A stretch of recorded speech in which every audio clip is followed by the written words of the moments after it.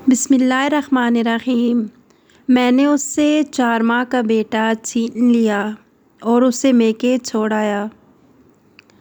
दरअसल मैं घर वालों के रोज़ के तानों से तंग आ चुका था। तुम्हारी बीवी कोई काम नहीं करती। मुझे भी ऐसा ही लगने लगा था। आखिर तुम क्या करती हो सारा दिन?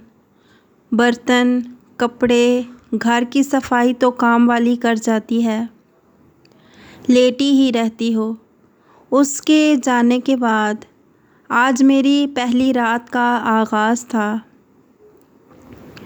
मेरे पहलू में कोई मुझे अपनी शरारतों से हंसाने वाला नहीं था। हाँ, मेरा बेटा ज़रूर था, जिसे मैंने अभी फीडर देकर सुलाया था। आप समझे नहीं, दूध पिलाने से लेकर बच्चे को सुलाने तक मुझे क्या क्या करना पड़ा। मैं तफसील में जाना चाहता हूँ। मैं उठा और किचन में गया। फीडर को साबुन से धोकर मैंने चूल्हे पर चढ़ाया। फीडर को उबाला, फिर दूध बनाने के लिए पानी नीम गर्म किया और उसमें पाउडर डाला। तब कहीं जाकर एक फीडर तैयार हुआ। दूध पिलाने के बाद मैं उसे कंधे से लगाकर थपकता रहा ताकि दूध हज़म हो सके। फिर उसका पैम्पर तब्दील करने के लिए उसे लिटाया तो मालूम हुआ कि बच्चे ने पाखाना किया हुआ है। उसे बाथरूम में ले जाके साफ़ करके वापस आया तो उसने दूध की उल्टी कर दी। मैं जल्दी से रुमाल उठाने को लपका। खैर, उसको पैम्पर दोबारा लगाया और बाजुओं में झुलाकर सुलाने लगा। दूध उबालकर उसे ठंडा किया और फ्रिज में रख दिया। वो होती तो मिल्क शेक बनाकर मेरे हाथ में थमा देती, लेकिन अब इतने झमेलों में कौन पड़े। अभी अपनी रोटी पकाकर खा लूँगा, लेकिन आटा अभी तो वो भी गूँदना पड़ेगा। शुक्र है सालन तो पका पड़ा है, बस कटोरी में डालकर ओवन का बटन ही दबाना है। मैं ज़रा बेड से बखेरा उठा लूँ। पैम्पर, वाइप्स, खिलौने, फीडर, शीट्स को उनकी मखसूस जगहों पर रखा और रोटी नहीं थी। सुबह ऑफिस जाने के लिए कपड़े भी तो इस्त्री करने हैं। मैं लगा कपड़े इस्त्री करने। अभी शर्ट प्रेस की थी कि बेटा रोने लगा। अब की बार मैंने उसको झूले में डाला और झूला झुलाने लगा। भूख से मेरा बुरा हाल था। अल्लाह अल्लाह करके बच्चे को सुलाया और एक रेस्टोरेंट पर कॉल करके खाना डिलीवर करने का ऑर्डर किया। आधे घंटे बाद खाना मेरे सामने था। मैंने बड़े बड़े नवालों में खाना ख़त्म कर दिया, क्योंकि मैं जानता था कि अगर बेटा मेरा दोबारा जाग उठा तो खाना पड़ा रह जाएगा और दोबारा गर्म करने के लिए भी टाइम चाहिए और मुशक्क़त भी। मुझे उकताहट होने लगी। घड़ी 11 बजा रही थी। मैं बिस्तर पर ढह सा गया। सायरा, वो चादर ही अलमारी से निकाल दो। मैं ओढ़ कर सोना चाह रहा हूँ, लेकिन नहीं, अब खुद ही उठकर लेनी पड़ेगी। अभी मैं ये सोच ही रहा था कि यूपीएस भी जवाब दे गया और पंखा बंद हो गया। इससे पहले कि गर्मी के सबब मेरा बेटा जाग जाता और चिल्लाने लगता, मैंने बेड से छलांग लगाई और झट से दस्ती पंखा अलमारी से निकाल लाया। मैं उसको पंखा झलने लगा और साथ साथ नींद की शिद्दत से खुद भी झूलने लगा।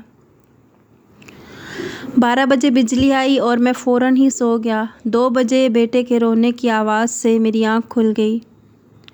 अचानक गहरी नींद से जागने पर मेरे सर में दर्द होने लगा। उसे भूख लगी हुई थी। मैं सुस्ती से उठा और उसे डब्बे का दूध बनाकर पिलाया। 2:30 बजे के करीब बेटा सो गया और मैं भी उसके बाद सो गया। बेटा कब जागा और कब तक रोता रहा मुझे नहीं मालूम। जब सुबह 8 बजे आँख खुली तो वो रो ही रहा था और उसके पैम्पर से मवाद निकलकर बेडशीट में जज्ब हो रहा था। जल्दी से उठा, पैम्पर तब्दील किया, दूध पिलाया, बेडशीट को धोया और एक धुली हुई बेडशीट बिछाई। 9:15 हो चुके थे। नाश्ते में जो दही वगैरह खाता था वो सायरा घर में बना लेती थी। पता नहीं किस पहर बनाती थी। मैंने चाय बनाने की गर्ज से सासपैन में दूध उंडेला और सोचने लगा कौन सा वक्त था जब सायरा मसरूफ़ नहीं होती थी। मेरी खिदमत में भी कोई कमी नहीं आने दी। घर में सिर्फ वही 3 काम तो न थे जिनके लिए मैंने नौकरानी रख दी थी। एक बच्चे को संभालना ही काफ़ी था उसको थकन से चूर करने के लिए, लेकिन वो मुझे वक्त पर खाना देती। मैं थक जाता तो मुझे दबाती, मैं उदास होता तो मुझे हंसाती और मेरी दिलजोई करती। मैं कारोबारी मामलात में कशमकश में पड़ जाता तो वो मेरा हौसला बंधाती। मैं सोचों में गुम था। दूध उबल कर शेल्फ़ पर आ चुका था। मैं आहिस्ता आहिस्ता शेल्फ़ पर कपड़ा लगाने लगा। तुम करती क्या हो सारा दिन? वाह, तुम्हारा जिस्म क्यों दर्द करने लगा? कौन सा पहाड़ ढाया है तुमने? और वो पहलू बदल लेती, शायद मेरे तंज़िया जुमलों पर आंसू बहाती होगी। पर मैं जालिम इंसान ने कभी परवाह नहीं की। कुछ देर बाद वो खुद ही साइड बदल कर मेरे चेहरे पर झुक जाती। I love you. तो मैं जवाबन मुस्कुरा देता और वो इसरार करने लगी, नहीं आप आई लव यू टू बोलें। मुझे उसकी शरारतें याद आने लगीं। सुबह के 10 बज रहे थे और काम पर नींद ना पूरी होने की वजह से छुट्टी मारी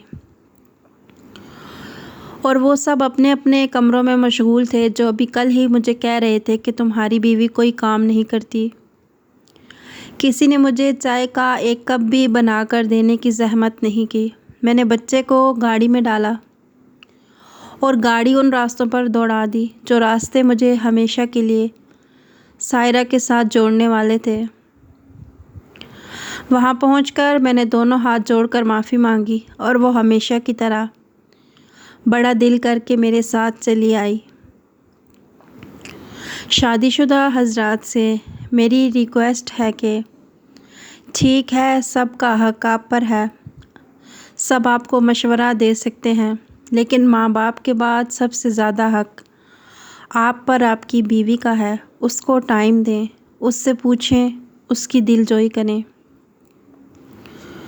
सारा दिन बग़ैर मज़दूरी के, बिना लालच आपकी और आपके बच्चों की, आपके ख़ानदान की वो खिदमत करती रहती है